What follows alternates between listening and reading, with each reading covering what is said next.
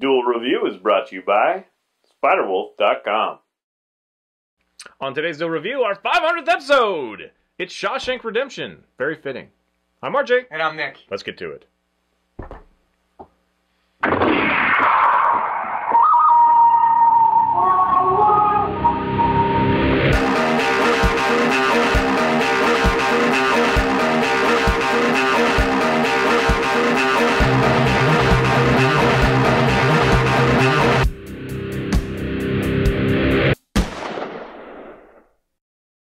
Hey guys, welcome to Friday the 31st of May. It is our 500th episode. Woo! And we are doing the Shawshank Redemption. Yes, and I think this is fitting because this is my favorite film, and it ranks very high on Nick's list. Yes, very high indeed.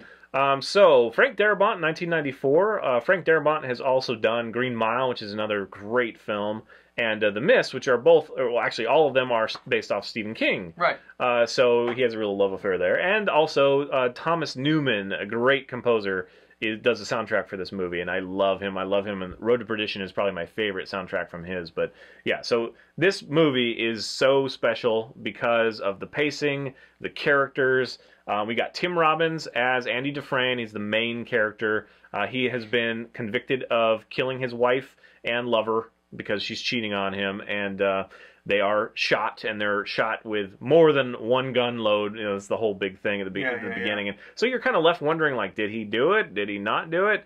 And you kind of feel instantly for him, though, because he's this meek kind of guy. He was a banker, so he was wealthy and, you know, fairly highfalutin, I guess. But yeah, he's thrust into this awkward situation where he's in Shawshank prison, which is obviously a pretty intimidating place.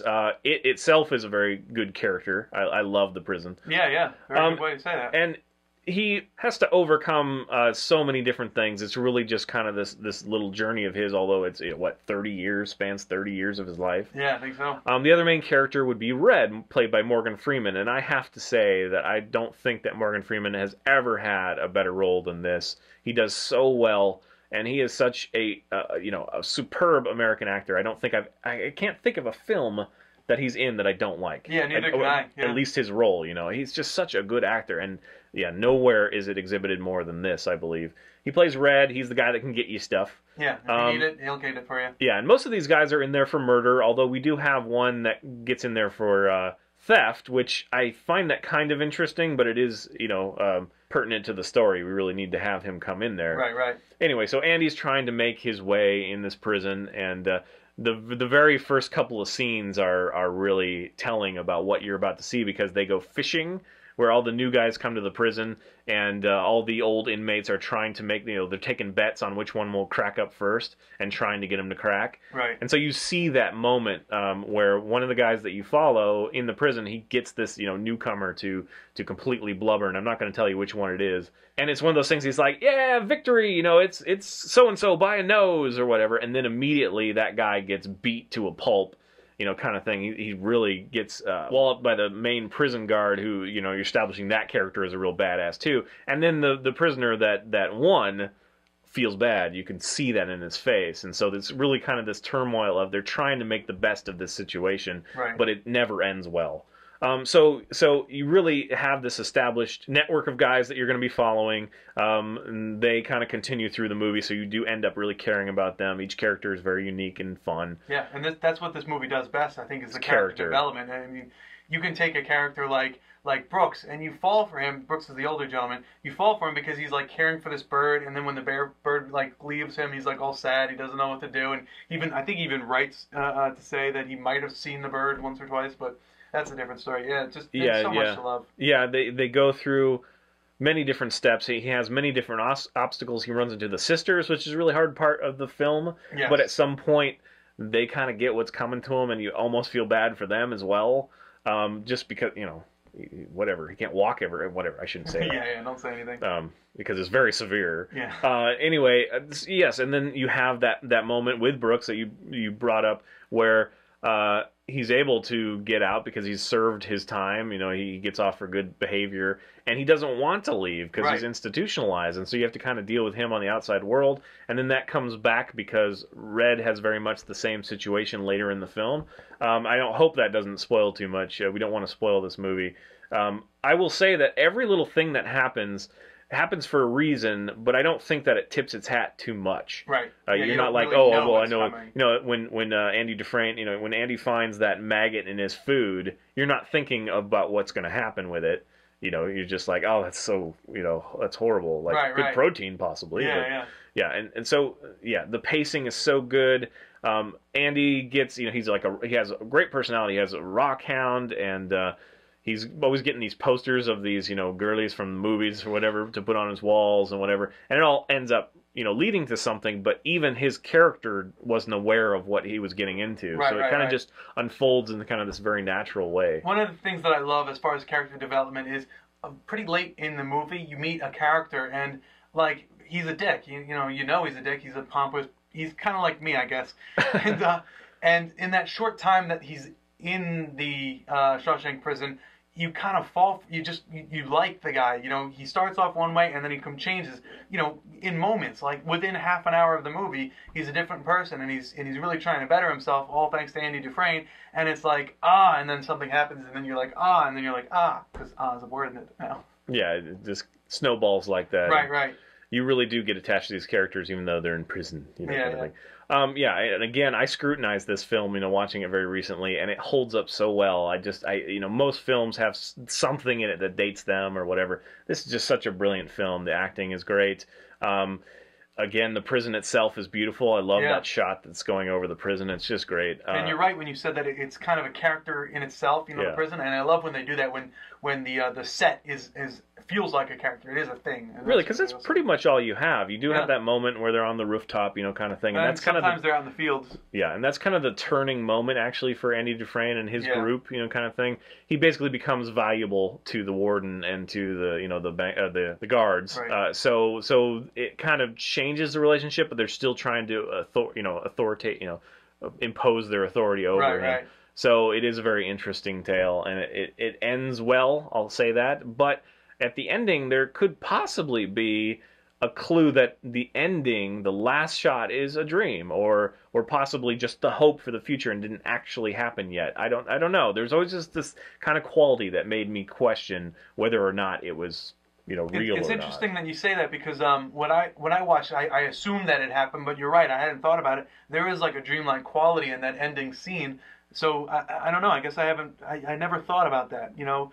Yeah, to me it happens. To me, that's how it ends. Period. But I mean, not a word is spoken. It is a very kind of outlandish, you know, thing that he just would happen to do that kind of thing. So to me, there's always that kind of just a small question, which even if there's not, you know, even if you take it as literal, it's a great ending. Yes. The narration is done by Morgan Freeman, so he again does really, really well.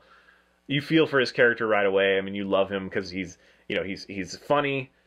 He's straight to the point. He kind of has a handle on things, but then he starts losing a little bit of hope, or showing Andy that, you know, he's afraid of being institutionalized as well. Right, and that's a great theme that I think this movie does. Is you don't really think about it, but these people in this prison who are sentenced for life, they kind of get accustomed to the walls and the bars. And, he's been there for 50 years or something. Yeah, so to leave the prison after that long, it's like, what do I do now? I don't know anything. I don't know how to do anything. I just... You know, so it's very interesting. I think that they did that very well. But Andy, you know, he holds on to that hope, and it's like, you know, you either get busy living or you get busy dying. So, and there's that point where you don't know what Andy is going to do. Yeah. And then it just unfolds. And also another thing is, I'm going to kind of spoil here. I really love that the film, when Andy gets out of Shawshank, it does not end there, because that's kind of the natural tendency for movies these days, is to be like, okay, wrap it up, you know, that's awesome, you know, happy, whatever. It actually follows with Red, and you're not totally sure. Like, there's this moment where you feel he's in jeopardy and whatever, and so there's a good half an hour of the film left, and or, you know, thereabouts. It feels like that. It feels like a lot of time has occurred, and then it kind of, you know, bookends, and it's really nice. Yeah, I really do enjoy it. You do find out, you know, whether Andy committed it or not, you know, kind of thing. And again, you do that through character and through the natural progression of the arcs. Right. So I really do enjoy this movie. I can't praise it highly enough.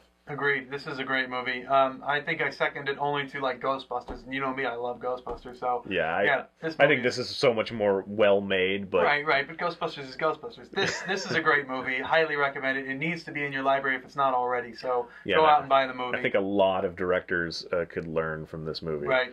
Because it's just so nuanced and just so perfect. I really do like it.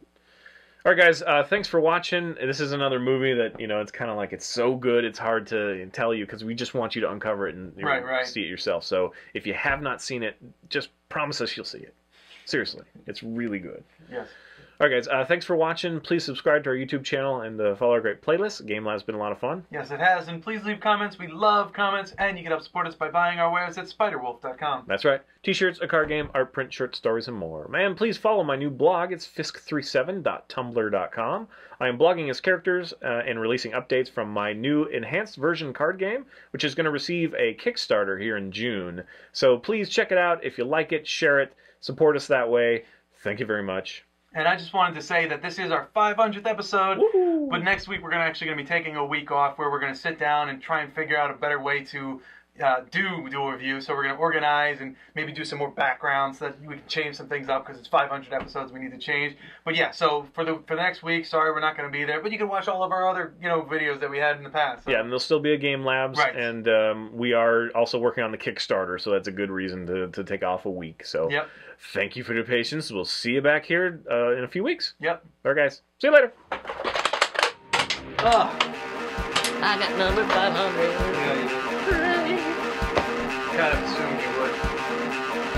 Next week, we're taking some time off. Have a good one. I don't know. You just have to make sure you don't stand too tall. Don't stand too tall? Yeah, because you're like this and your head gets cut off. When you first sit down, but then you start going... I shrink. I'm still here, though. Yeah, there you go. Perfect. Stay right there. The chair almost pulled away from me. I would have fallen on my hands. Starring Tim Robbins and Morgan Freeman. Oh, really? Thanks. Oh, Morgan Freeman. Did you see him sleep? Did you see that? Who? Morgan Freeman. Sleep? Yeah, that makes no sense. I'm sorry. He was doing like an interview of a movie that him and Michael Caine, right? Michael Caine? If he's a British actor and great, then yes, it's Michael Caine. Yes, okay, so Michael Caine was talking and Morgan Freeman was just like... No? It's hilarious. He's just falling asleep. You're a dick. Me? Morgan Freeman's awesome. I know he is, but he was falling asleep. I watched it. It was hilarious. Because Michael Caine didn't even know it was happening. He was like talking to, like, he was referencing Morgan Freeman. He was like... But he was like, keep on going, like, we were doing this all the time, and Morgan Freeman was like, feels like what you're doing now. I drink tea. And talked a lot. I talk a lot, that's what I do. I've been known to say a few words. In fact, someone scolded you for interrupting me once or twice. Or 600 times. What? But I forget. Interrupting you? Why would I ever do that? You have such wonderful things to say all the time. And you never need to be steered back to the right direction. Ever. So I'm sorry. I didn't mean to interrupt you. Cussed at you two comments, and I deleted one. I told them that I deleted one because, like, look, you can say all you want, but you can't really cuss at my friend. I don't approve, so I said thank you for your comments, but sometimes I said just that you have to steer me in the right direction sometimes because I can go off on tangents. Was it a guy or a girl? I think it was a guy. You have a gay date, a bro date, a bromance, bro date. What? If he's like defending and cussing for you. He was like, dude, let the fucking guy talk. This is our 500th episode. Okay. Dude, we should totally do a live episode. We can screw up so often. Often? It'd be so amazing. Yeah, often. Often. O-F-F-E-N. Often. I used to think that's how it's spelled because the O and the F and the T kind of look the same, so I thought there was two F's instead of a T. Threw me off. But that was like... I would think it'd be O-F-F-I-N. Often. No. Offhand. Often. Right. AWF. 31st. EN. Often. You know what he does? He sits here and practices while I'm away. He's like, Yeah. boom, boom. I have nothing better to do. That's just what I do all the I time. know. Okay. Thanks for outing me. Yeah, and if you guys have any suggestions on how we can spruce up, do a review, we're always open. Just don't be dicks. We do this for free, remember. Yes, we do. Absolute freedom. And in our spare time. Spare time. Keywords. 500 episodes.